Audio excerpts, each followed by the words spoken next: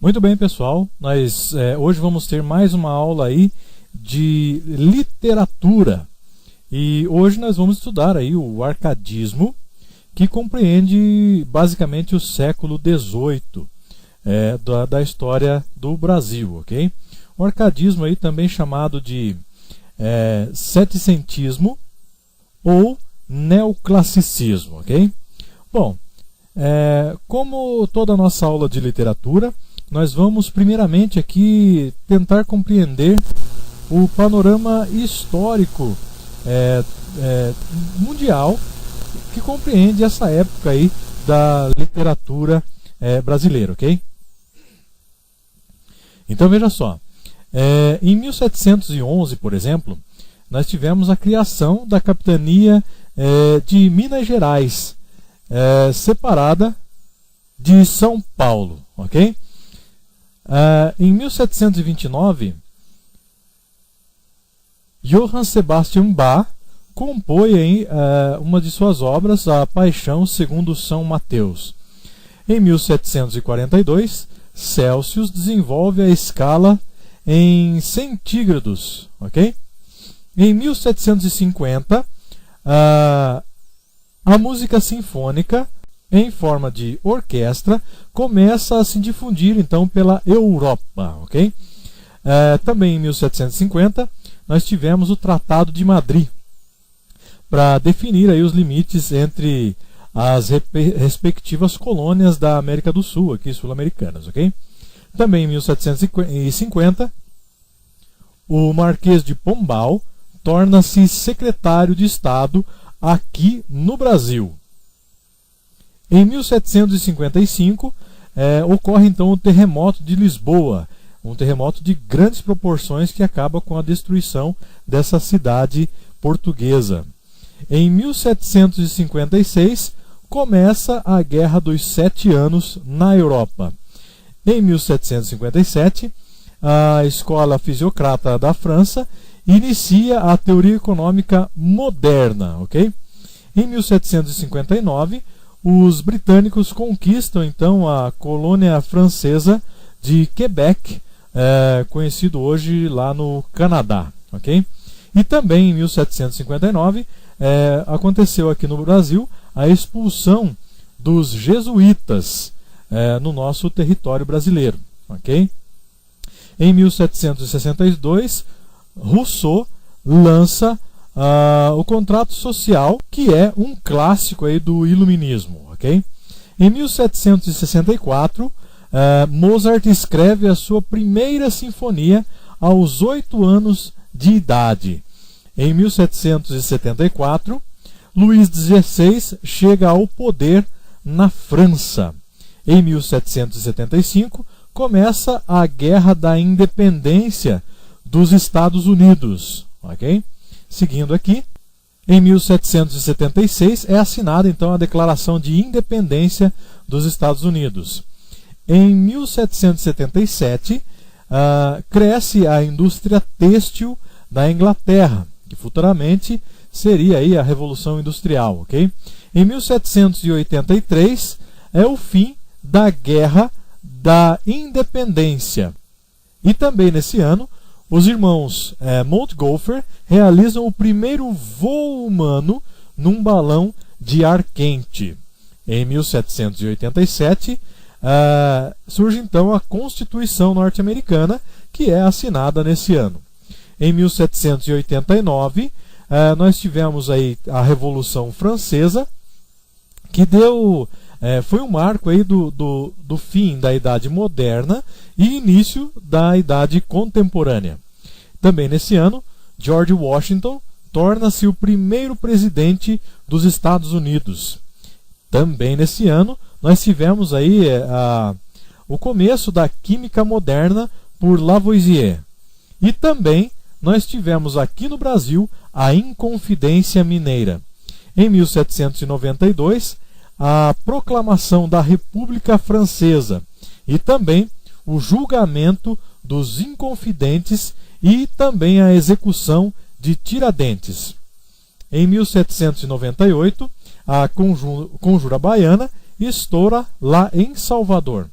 Em 1799, Napoleão assume o poder na França. Em 1800, Alessandro Volta fabrica a primeira bateria. E nesse ano, a população mundial é estimada em torno de 900 milhões de pessoas. Muito bem. Então veja, o século XVIII ele é marcado aí pela ascensão da burguesia e também dos valores dessa classe aí. E esse fato influenciou na produção das obras literárias dessa época aí, desse século. Bom, enquanto as preocupações e conflitos do Barroco são deixados de lado aí nessa época da literatura, entra em cena então o objetivismo e a razão. A linguagem complexa é trocada por uma linguagem mais fácil, mais acessível. Então veja, o arcadismo ele tem início aí no ano de 1700, no início do século XVIII, e por isso recebe também o nome de setecentismo, ok? E também recebe o nome de neoclassicismo. Então, essa denominação de neoclassicismo, ela surgiu aí do fato dos autores desse período literário imitarem aí, de certa forma, alguns aspectos da antiguidade greco-romana, ou o chamado mesmo classicismo, por isso neoclassicismo. Também eles procuravam aí algumas características de escritores do Renascimento. Esses escritores vieram logo após a idade clássica, ou a era do classicismo. Bom, o classicismo ele compreende a época literária do Renascimento. Nessa época aí, a visão era de que o homem tem uma visão antropocêntrica de mundo. O que significa isso? Significa que o homem seria o centro de todas as coisas, o centro do universo, ok? Os renascentistas, então, eles prezavam as obras clássicas, já que eles tinham aí a convicção de que a arte tinha alcançado a sua perfeição, ok?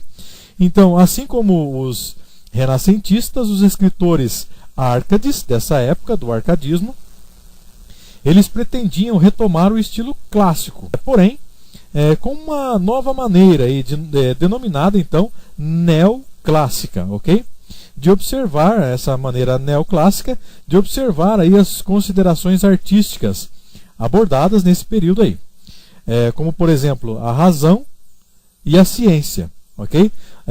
Conhecimentos esses aí que são oriundos, podemos dizer, do iluminismo, ok? Bom, esse novo modo, essa nova maneira de analisar aí a cientificidade e a racionalidade da época árcade fugia então das convenções artísticas da época. Então esses escritores eles retomaram a características clássicas, como por exemplo o bucolismo, que significa a busca de uma vida mais simples, ou de uma vida do campo ou pastoril. Também a exaltação aí à natureza como refúgio poético, em oposição à vida urbana, ok? Também a pacificidade amorosa, ou seja, relacionamentos mais tranquilos. Também tivemos como característica a mitologia pagã. Tínhamos nessa época, então, uma clareza na escrita, como utilização de períodos curtos e versos sem rima. Os poetas dessa época aqui do arcadismo, eles são frequentemente citados aí como fingidores poéticos, porque eles escrevem sobre temas que não correspondem com a realidade desse período histórico visto aí anteriormente, ok? Bom, um dos principais escritores desse período árcade, no contexto internacional, foi o poeta latino Horácio, que viveu aí entre 68 a.C. e o ano 8 a.C. Bom, podemos citar aí como os principais autores do arcadismo brasileiro, Tomás Antônio Gonzaga, ok?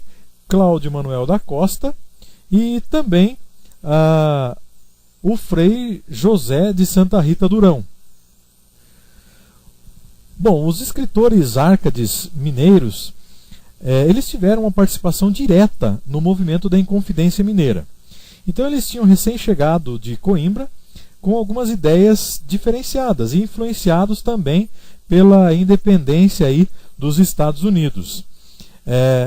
Começaram então a ter algumas influências contrárias às ideias dos governantes da colônia e também divulgaram os sonhos aí de um país independente e contribuíram para a organização do grupo Inconfidente aí.